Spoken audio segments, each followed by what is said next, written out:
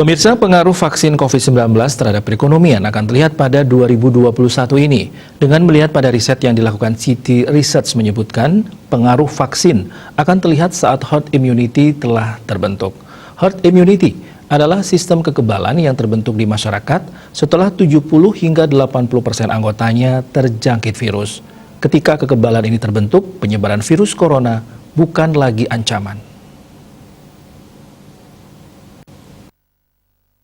Unhi Putu Krisna Adwitya Sanjaya menilai, normalisasi aktivitas ekonomi diproyeksikan meningkatkan pertumbuhan di negara maju sebesar kisaran 1,2% pada tahun 2021 dan 3,9% pada tahun 2022. Namun untuk negara berkembang, peningkatan ekonomi diprediksi hanya sebesar 0,1% pada tahun 2021 dan sebesar 2% pada tahun 2022.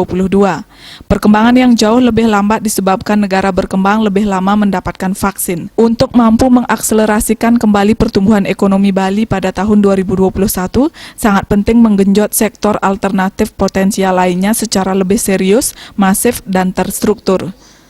Sektor pertanian, industri kerajinan, dan juga UMKM diakuinya sangat potensial untuk diberdayakan dengan lebih intens. Misalnya saja dengan dapat menambah besaran bantuan berupa stimulus, subsidi, melakukan diverifikasi hingga pemanfaatan digitalisasi, apakah itu pemasarannya maupun penggunaan vintage-nya. Sementara dalam jangka menengah panjang, perekonomian Bali sangat prospektif bila sinergitas sektoral konsisten dan serius dilakukan.